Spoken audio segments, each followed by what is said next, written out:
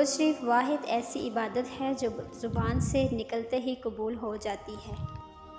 جب بھی تم چاہو کہ تمہاری دعا عرش تک پہنچے اور مستجاب ہو جائے تو پہلے اپنے والدین کے لیے مانگو دعا۔ نفرت گناہ سے کرو، گناہ کرنے والے سے نہیں، شاید تمہاری محبت میں آ کر وہ گناہ کرنا ہی چھوڑ دے۔ خوش قسمت ہے وہ انسان جس کے لیے کوئی روئے، بد قسمت ہے وہ انسان جس کی وجہ سے کوئی روئے۔ نا امید شخص ہر اچھا موقع بھی گنوا دیتا ہے اور پر امید شخص ہر پریشانی میں بھی اچھا موقع تلاش کر لیتا ہے۔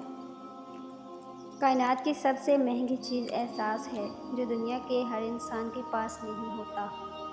جو تمہیں خوشی کے موقع پہ یاد آئے تو سمجھ لو تم اس سے پیار کرتے ہو، اور جو تمہیں غم کی شدت میں یاد آئے تو سمجھ لو کہ وہ تم سے پیار کرتا ہے۔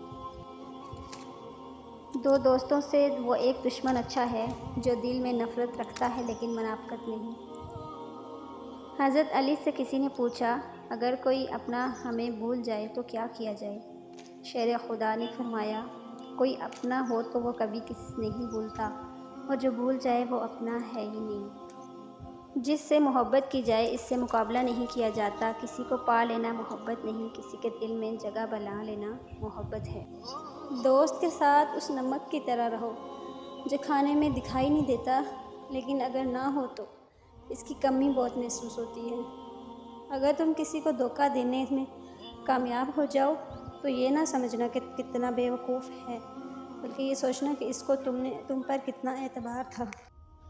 حضرت علی سے پوچھا گیا کہ کیسے پتہ چلے گا کہ کون کتنا قیمتی ہے؟ فرمایا، جس میں جتنا زیادہ احساس ہوگا وہ اتنا ہی زیادہ قیمتی ہوگا۔ اچھا دوست چاہے جتنی بار روٹھے اسے ہر بار منا لینا چاہیے، کیونکہ تسبیح کے دانے چاہے جتنی بار بکھریں چن لیے جاتے ہیں۔ زندگی کے 3 اصول بنا لو، اس سے ضرور معافی مانگ لو جسے تم چاہتے ہو، اس سے کبھی مت چھوڑو جو تمہیں چاہتا ہے، اس سے کبھی کچھ مت چھپاؤ جو تم پر اعتبار کرتا ہے۔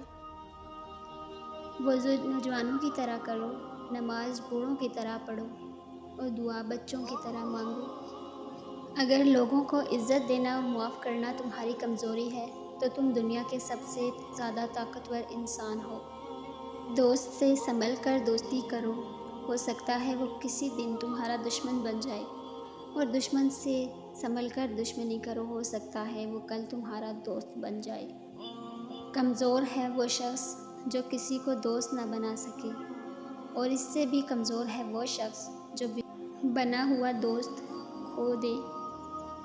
یہ زندگی 2 دن کی ہے، ایک دن تمہارے حق میں اور دوسرے دن تمہاری مخالف۔ جس دن تمہارے حق میں ہو اس دن غرور مت کرنا، اور جس دن تمہاری مخالف ہو اس دن صبر کرنا۔ کبھی کسی کو دکھ مت دو، کیونکہ معافی مانگ لینے پر بھی دل میں درد باقی رہتا ہے، جس طرح دیوار میں کیل نکالنے پر سوراخ باقی رہتا ہے۔ حضرت علی نے فرمایا، جب حق پر رہتے ہوئے تمہاری مخالفت حد سے بڑھنے لگے تو سمجھ لو اللہ تمہیں کوئی مقام دینے والا ہے۔